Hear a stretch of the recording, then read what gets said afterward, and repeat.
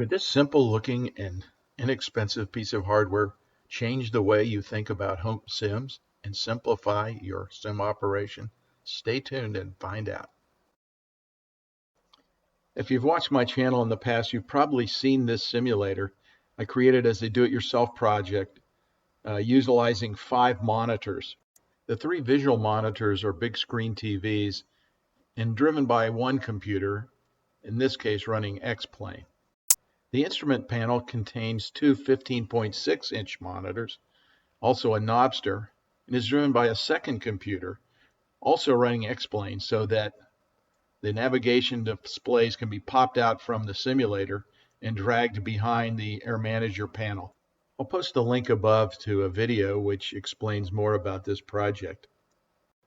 Running the 3 visual monitors on a single computer really improves the frame rate of the simulator. However, it also adds a lot of complexity and cost to operating the sim. Buying, maintaining, updating, and just booting up for each session is a kind of a pain with 2 computers. So when the rapid performance increases of Vulkan came to X-Plane, I set out in another video, which I'll post above, to see if it's possible to run the simulator, all 5 monitors, off a single computer. X-Plane only supports a single graphics card, and the current state-of-the-art graphic cards only support 4 monitors. But I learned that it was possible to use the onboard graphics for the computer to run a 5th monitor.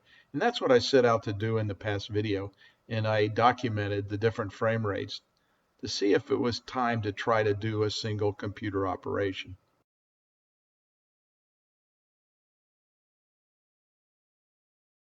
During the test in the previous video, we flew about a 2-minute profile in the area of Los Angeles, which is a quite high density scenery area.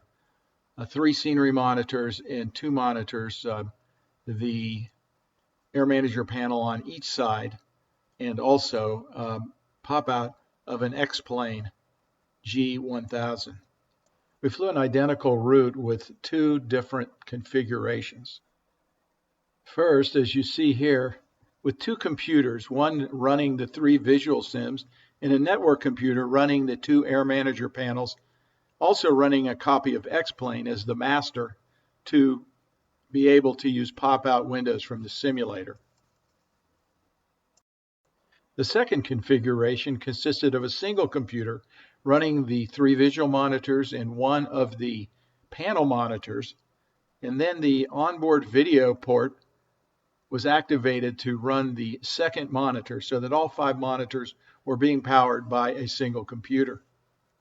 Hope was that increased Vulkan speed would make this a practical way to run a sim. The computer used in the test was a fairly modest computer by today's standards, an i7-8700K without any water cooling, and the NVIDIA GeForce GTX 1070 Ti graphics card. Only 16 gigabytes of RAM. Also, the graphics settings in X-Plane were quite aggressive, being set just about as high as could give a reasonable frame rate operating the visuals off of that single computer. The end result was that the 3 scenery monitors alone, being driven by the scenery computer, yielded a frame rate of 29.3. Not bad for the high density scenery in the LA area. When one computer was used to drive all 5 monitors, the frame rate dropped to 20.5. And that brings me to the purpose of today's video. Several viewers of this channel have told me about a device they're using made by Pluggable, which is actually designed to be a docking station for a laptop computer. But they say they use it to drive multiple monitors in their sim setups. So I decided to take a look.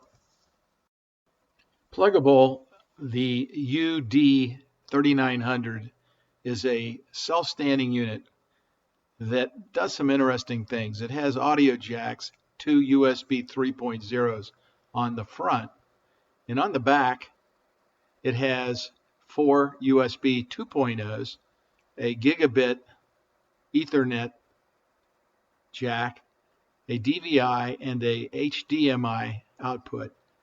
It also has a USB 3.0 connection to your computer and a power jack for the included power adapter. A DVI to HDMI adapter is also included, so you can use two HDMI connectors.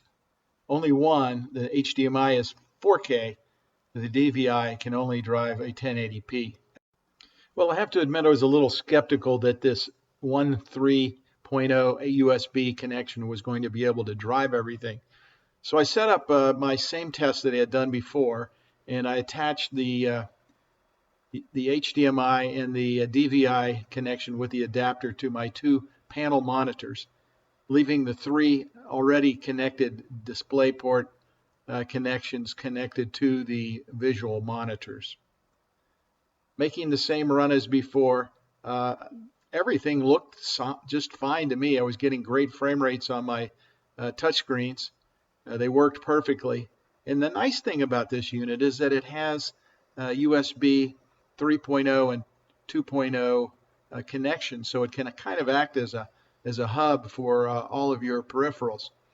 Obviously not quite enough connections, but it does make a nice little hub point, and it also can connect into your gigabit Ethernet, and also having these monitors. It's hard to believe.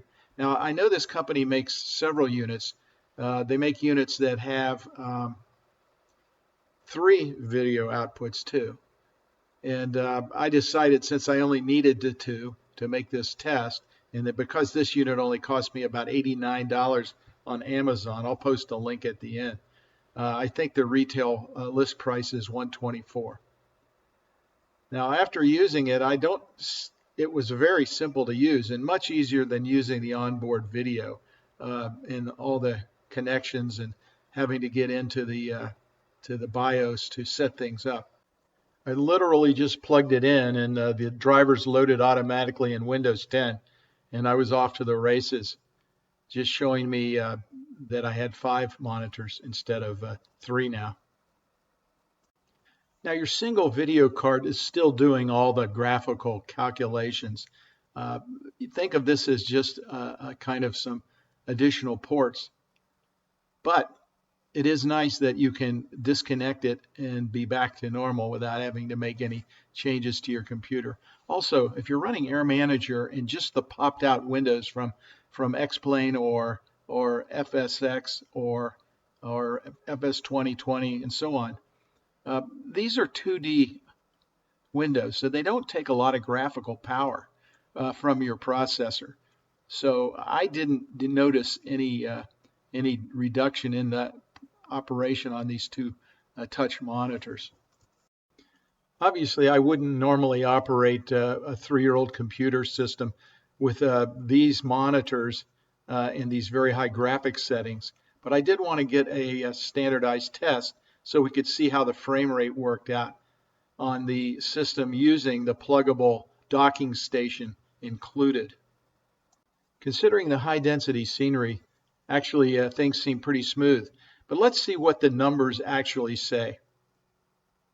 Now remember that the test in the previous video using onboard video and all 4 graphics ports to drive the 5 monitors yielded a 20.5 average frame rate.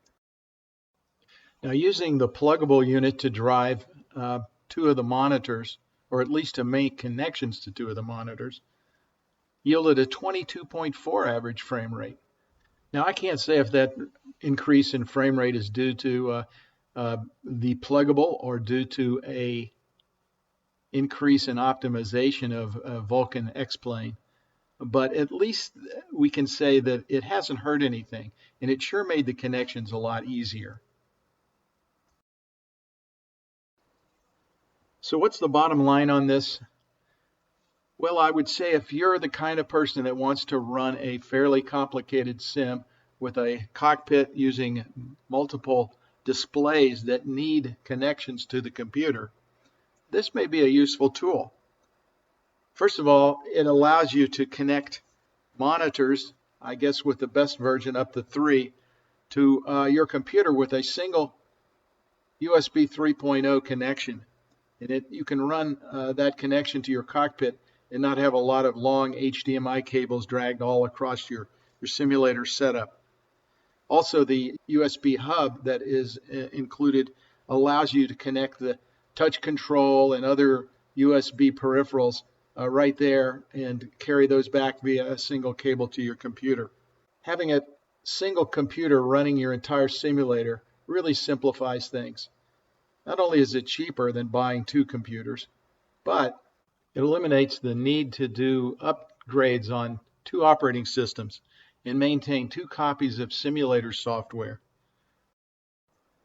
I speak from experience having done that for the last couple of years, and I'll say that I'm looking forward to the fact that I think we're about to the point where we can run a very capable 3-monitor visual full cockpit simulator on a single computer.